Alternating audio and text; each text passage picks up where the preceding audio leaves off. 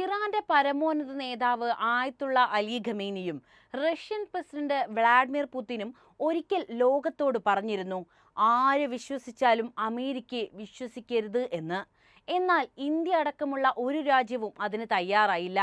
Front എന്ന് പറഞ്ഞു നടന്ന ഇന്ത്യയെയും ഒടുവിൽ അമേരിക്ക ചതിച്ചു.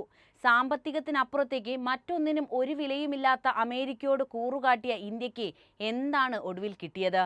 ഇന്ത്യയുടെ പ്രധാനമന്ത്രി നരേന്ദ്രമോദി എൻ്റെ വലിയ സുഹൃത്താണെന്ന് കിട്ടുന്ന അവസരത്തിലൊക്കെ കൊട്ടിഘോഷിച്ച ട്രംപ് ഇന്ത്യ പാക് സംഘർഷം നടക്കുന്ന വേളയിൽ തന്നെ നല്ല അസ്സൽ പണിയാണ് ഇന്ത്യക്കിട്ട് തന്നത്.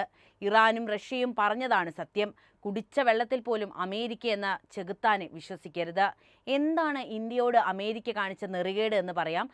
അതിനു മുൻപ് ഒരു ചോദ്യം. അമേരിക്കയെ വിശ്വസിക്കാൻ കൊള്ളില്ല എന്ന റഷ്യയുടെയും ഇറാന്റെയും പ്രസ്താവനയോട് നിങ്ങൾ യോജിക്കുന്നുണ്ടോ? ഉത്തരം കമൻറ്റ് ചെയ്യണേ. നമുക്ക് നേരെ വീഡിയോയിലേക്ക് പോകാം. ആപ്പിൾ ഇന്ത്യയിൽ നിർമ്മാണ യൂണിറ്റ് സ്ഥാപിക്കാൻ ഒരുങ്ങുന്നതിൽ തനിക്ക് ഇഷ്ടക്കേടുണ്ടെന്ന് US പ്രസിഡന്റ് ഡൊണാൾഡ് ട്രംപ് പറഞ്ഞതോടെ ഇന്ത്യയിലെ ട്രംപ് ഫാൻസിന് അടിയേറ്റിട്ടുണ്ട്. ഇപ്പോഴാകട്ടെ ട്രംപ് തൻ്റെ നിലപാടിൽ ചെറിയ വെള്ളം ചേർത്തിട്ടുണ്ട്. ഇപ്പോൾ പറയുന്നത് എന്താണെന്ന് വെച്ചാൽ, ഇന്ത്യയിൽ നിർമ്മിച്ചോട്ടെ, അമേരിക്കയിലെത്തുമ്പോൾ താരിഫ് തരണമെന്നാണ്. അമേരിക്ക എന്ന ഇന്ത്യയുടെ ഫ്രണ്ടിനെ തലയിലേറ്റിയവരൊക്കെ ഇപ്പോൾ എവിടെ ചെന്നാണ് ഒളിച്ചത് എന്നാണ് മനസ്സിലാവാത്തത്. ഇതാണ് പറയുന്നത് അമേരിക്കയെ കുടിച്ച വെള്ളത്തിൽ പോലും വിശ്വസിക്കരുത് എന്ന കാര്യം.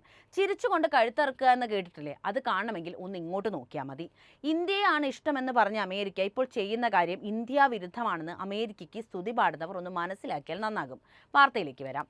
ഇന്ത്യക്കാർക്ക് സ്വന്തം കാര്യം നോക്കാൻ അറിയാമെന്നും താൻ ഇത് പ്രോത്സാഹിപ്പിക്കില്ലെന്നും ആപ്പിൾ CEO ടി കുക്കിനോട് പറഞ്ഞുവെന്നാണ് ദോഹയിൽ നടന്ന ബിസിനസ് പരിപാടിയിൽ ട്രംപ് വെളിപ്പെടുത്തിയത്. ലോകത്ത് തന്നെ ഏറ്റവും അധികം തീരുവ ഈടാക്കുന്ന രാജ്യമാണ് ഇന്ത്യയെന്നും അവിടെ വിൽപ്പന നടത്താൻ ബുദ്ധിമുട്ടാണെന്നും ടീം കുക്കിന് മുന്നറിയിപ്പ് നൽകിയെന്നും ട്രംപ് കൂട്ടിച്ചേർത്തു. US ഉൽപ്പന്നങ്ങൾക്ക് നികുതി ഏർപ്പെടുത്തുന്നില്ലെന്ന് ഇന്ത്യ ഉറപ്പ് നൽകിയെന്നും ട്രംപ് അവകാശപ്പെടുന്നുണ്ട്. എന്നാൽ ഇന്ത്യ ഈ അവകാശവാദങ്ങളോട് പ്രതികരിച്ചിട്ടുണ്ടായിരുന്നില്ല. താരിഫുകളെല്ലാം ഒഴിവാക്കി തരാമെന്ന് ഇന്ത്യ സമ്മതിച്ചിട്ടുണ്ട്.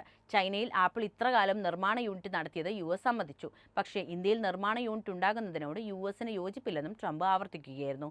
US-ൽ വേണം ആപ്പിൾ നിർമ്മാണ യൂണിറ്റ് വിപുലപ്പെടുത്താനെന്നും അമേരിക്കയെ കെട്ടിപ്പടുക്കാനാണ് ടീം കുക്ക് ശ്രമിക്കേണ്ടതെന്നും ട്രംപ് പറയുന്നു. US ചൈന തീരുവ യുദ്ധം മുറുകിയതോടെയാണ് ഇന്ത്യയിൽ നിർമ്മാണ യൂണിറ്റുകൾ കൂടുതലായി തുടങ്ങാൻ ആപ്പിൾ തീരുമാനിക്കുന്നത്. US-ൽ വിറ്റഴിക്കപ്പെട്ട ഐഫോണുകളിൽ ഭൂരിഭാഗവും ഇന്ത്യയിൽ നിർമ്മിച്ചതാണെന്നും ടീം കുക്ക് നേരത്തെ വെളിപ്പെടുത്തിയിരുന്നു. തമിഴ്നാട്ടിൽ 2 എണ്ണവും കർണാടകയിൽ 1 എണ്ണവും എന്നിങ്ങനെയാണ് 3 നിർമ്മാണ യൂണിറ്റുകൾ ആപ്പിളിന് ഇന്ത്യയിലുണ്ട്. 2 യൂണിറ്റുകൾ തുടങ്ങുന്നതിനുള്ള ചർച്ചകൾ സജീവമായി നടക്കുകയും ചെയ്യുന്നുണ്ട്. മാർച്ചിൽ അവസാനിച്ച കഴിഞ്ഞ സാമ്പത്തിക വർഷത്തിൽ $22 ബില്യൺ ഐഫോണുകളാണ് ഇന്ത്യയിൽ മാത്രം അസംബിൾ ചെയ്തത്. അതിനു മുന്നിലെ സാമ്പത്തിക വർഷത്തേക്കാൾ 60% കൂടുതലാണ് ഇത്.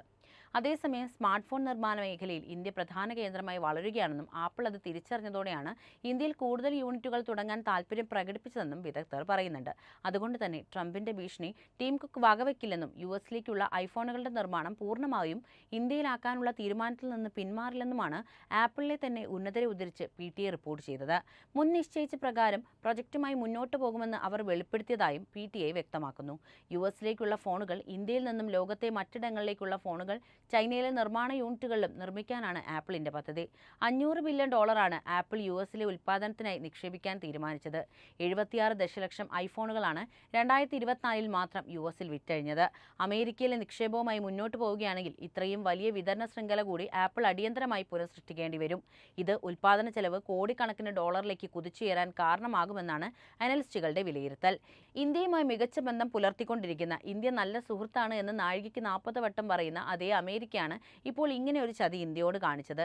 ഇന്ത്യ പാക് സംഘർഷം അവസാനിപ്പിച്ചതിന്റെ ക്രെഡിറ്റ് പോക്കറ്റിലിടാൻ ശ്രമിച്ച് ഓടി നടന്ന അമേരിക്കൻ പ്രസിഡന്റ് ട്രംപിനെ നമ്മൾ കണ്ടതാണല്ലോ. പുറമേ യുദ്ധത്തെ എതിർക്കുകയും സംഘർഷത്തിൽ കൈകടത്താൻ ആഗ്രഹിക്കില്ലെന്ന് പ്രസ്താവിക്കുകയും ചെയ്ത തുർക്കിയുടെ തനി നിറവും നമ്മൾ കണ്ടു. ഇറാനും അഫ്ഗാനിസ്ഥാനും അടക്കം ലോകത്തെ മുസ്ലിം രാജ്യങ്ങളടക്കം പാകിസ്ഥാനെ എതിർത്തപ്പോഴും തുർക്കിയാണ് പാകിസ്ഥാന് വേണ്ടി സൗകര്യങ്ങളൊക്കെ ഒരുക്കി കൊടുത്തത്.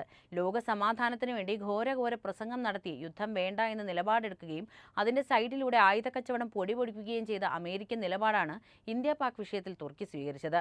ആ തുർക്കി ചതിയനാണെന്ന് ഇന്ത്യ വിളിച്ചു പറയുമ്പോൾ അതേ തുർക്കിയുമായി ഇന്ത്യയുടെ സുഹൃത്ത് മികച്ച ബന്ധമാണ് സ്വീകരിക്കുന്നത് എങ്കിൽ അപകടം പതിയിരിക്കുന്നുവെന്ന് നമ്മൾ വിലയിരുത്തണം, അല്ലേ? നാറ്റോ സഖ്യങ്ങൾക്കിടയിലെ വ്യാപാര പ്രതിരോധ ബന്ധം ഊഷ്മളമാക്കാനുള്ള ട്രംപിന്റെ നയങ്ങളുടെ ഭാഗമായി തുർക്കിക്ക് $304 മില്യൺ, അതായത് ഏകദേശം 260 കോടി രൂപയുടെ മിസൈൽ നൽകാൻ തീരുമാനിച്ചു അമേരിക്ക എന്ന വാർത്ത ഇന്ത്യയോട് പറയുന്നത് ആ അപകട സാധ്യതയെക്കുറിച്ച് തന്നെയാണ്. ഇതിനായുള്ള കരാറിന് US അംഗീകാരം നൽകി കഴിഞ്ഞു. US കോൺഗ്രസിന്റെ പച്ചക്കൊടി കൂടി ലഭിച്ചാൽ ആയുധങ്ങൾ കൈമാറുമെന്നാണ് റിപ്പോർട്ടുകൾ പറയുന്നത്. കഴിഞ്ഞ ദിവസം ഇസ്താംബുളിൽ നടന്ന നാറ്റോ വിദേശകാര്യ സെക്രട്ടറിമാരുടെ യോഗത്തിൽ പങ്കെടുക്കാൻ US വിദേശകാര്യ സെക്രട്ടറി മാർക്കോ റൂബിയോ എത്തിയപ്പോഴാണ് ഇത് സംബന്ധിച്ച തീരുമാനവും പ്രഖ്യാപിക്കുന്നത്. $225 ദശലക്ഷം, അതായത് 1878 കോടിയോളം രൂപ വിലമതിക്കുന്ന 53 നൂതന മധ്യദൂര എയർ ടു എയർ മിസൈലുകളും 79.1 ദശലക്ഷം വില വരുന്ന 60 ബ്ലോക്ക് 2 മിസൈലുകളുമാണ് തുർക്കി ആവശ്യപ്പെട്ടിരിക്കുന്നതെന്ന് ഡിഫൻസ് സെക്യൂരിറ്റി കോർപ്പറേഷൻ ഏജൻസി വ്യക്തമാക്കുന്നു. RTS കോർപ്പറേഷനാണ് വിൽപ്പനയുടെ പ്രധാന കരാറുകാർ. റഷ്യൻ വ്യോമ പ്രതിരോധ സംവിധാനം തുർക്കി വാങ്ങിയതോടെ ഇടിഞ്ഞ ട്രംപിനെ അനുനയിക്കാൻ കൂടിയാണ് എർദോഗൻ ആയുധം വാങ്ങുന്നതെന്നും ഇതിനു പുറമെ സിറിയൻ കുർദ് വിമതർക്കെതിരായ തുർക്കിയുടെ പോരാട്ടത്തിന് പിന്തുണ ഉറപ്പാക്കാനാണെന്നും റിപ്പോർട്ടുകൾ പറയുന്നു.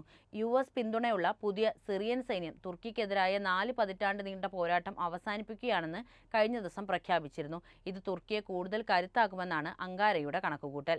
F-35 യുദ്ധവിമാനങ്ങൾ സ്വന്തമാക്കാൻ തുർക്കി ആവർത്തിച്ച് താൽപര്യം വ്യക്തമാക്കിയിരുന്നു.